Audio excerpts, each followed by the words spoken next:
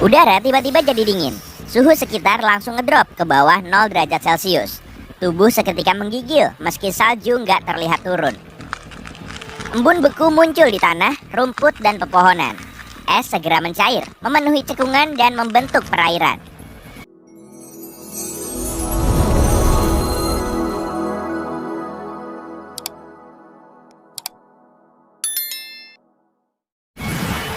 Orang-orang yang masih kedinginan mulai mendongakkan kepala ke angkasa. Mereka mau mastiin kalau ukuran matahari memang 2 kali lebih kecil dari biasanya. Sang surya jadi kelihatan mirip bintik kecil di kejauhan yang nggak bisa menghangatkan bumi.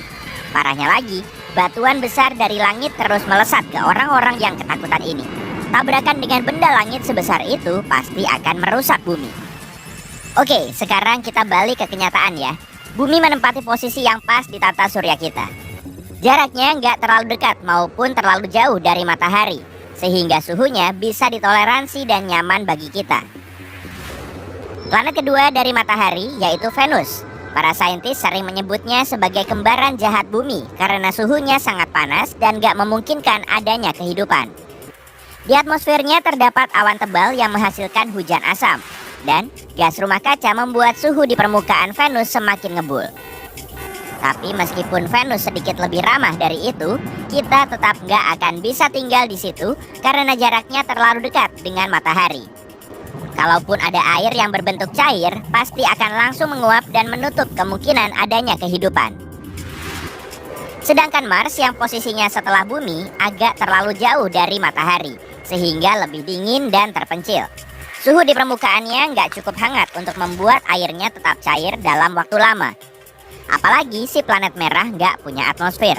Padahal elemen inilah yang bikin udara di bumi bisa dihirup. Jadi kalau jarak bumi ke matahari mengalami perubahan, suhunya juga akan berubah. Tapi selisih ratusan kilometer masih belum kerasa bedanya sih. Lagi pula jarak perputaran bumi ke matahari nggak selalu sama. Kadang lebih dekat dan kadang lebih jauh. Agar efeknya bisa kerasa, jaraknya harus berubah jutaan kilometer. Kayak kejadian di awal video tadi. Matahari akan kelihatan jauh lebih kecil dan jaraknya makin jauh. Suhunya mungkin gak akan langsung turun karena masih ada cadangan panas. Tapi saat cuacanya makin dingin, laut akan diselimuti es dan permukaannya terus menyusut. Es akan memantulkan banyak panas matahari ke atmosfer dan luar angkasa, yang bikin bumi kita kurang hangat. Saat es bertambah banyak, uap air di udara jadi berkurang. Padahal uap air ini bisa menangkap panas dan membentuk awan. Akibatnya, hujan makin jarang mengguyur. Dengan udara dingin dan minimnya hujan, tumbuhan jadi gampang mati. Area beres dan tanah tandus terus meluas, menyisakan sedikit pinggiran sungai untuk sementara waktu. Setelah beberapa saat, sungai nggak akan mengalir karena membeku atau mengering. Danau dan laut juga ikut beku. Kehidupan di sekitarnya akan musnah. Setelah tumbuhan mati, makhluk hidup lain terkena imbasnya. Bumi kita akan berubah jadi gurun beku. Kamu masih ingat sama batu raksasa yang disebutin di awal video tadi kan? Itu adalah asteroid dari luar angkasa yang muncul karena pergeseran orbit bumi. Sebagai planet terbesar di tata surya, Jupiter bisa melindungi kita dari batuan luar angkasa. Masanya sangat besar. Jadi kebanyakan asteroid dari luar angkasa bisa terperangkap oleh gravitasi Jupiter, lalu jatuh ke permukaannya. Di Jupiter nggak ada kehidupan, permukaannya berwujud gas. Jadi semua asteroid yang masuk ke situ akan hilang tanpa bekas.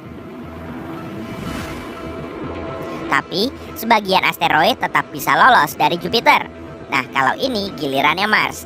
Si planet merah akan menahan sabuk asteroid di antara Mars dan Jupiter. Masa kedua planet ini menghasilkan medan gravitasi yang mencegah asteroid terbang ke sembarang arah dan menabrak sembarang objek. Kalau nggak ada Mars di antara bumi dan sabuk asteroid, kita akan lebih sering dihujani meteor daripada hujan biasa. Semisal posisi bumi berada di Mars, maka planet kita akan menjauh ratusan juta kilometer dari matahari. Masa bumi kurang lebih sama dengan Mars, jadi sabuk asteroid nggak akan bergeser. Tapi suhu di dalamnya akan ngedrop dan memicu kepunahan.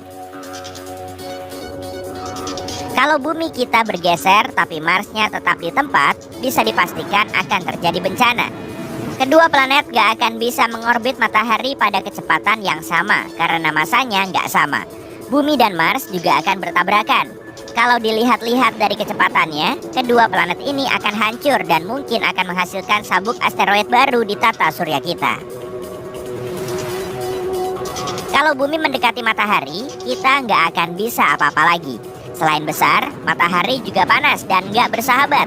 Panasnya akan melelehkan gletser di bumi dan menaikkan permukaan air laut secara drastis. Air akan langsung membanjiri sebagian besar benua dan daratan semakin menyusut. Artinya, penyerapan panas terus bertambah sehingga menyebabkan kenaikan suhu. Perairan luas juga cepat menguap, lalu melepaskan banyak uap air dan karbon dioksida ke atmosfer. Karbon dioksida adalah gas rumah kaca yang menyerap panas dan uap air. Kedua zat ini akan menjebak lebih banyak panas matahari dan membentuk awan tebal. Kondisinya mirip banget kayak di Venus, tapi tanpa asam. Lapisan awan tebal ini juga bikin planet kita semakin panas. Pada akhirnya, seluruh permukaan bumi akan terus memanas, hingga kebanyakan makhluk hidup nggak mampu bertahan.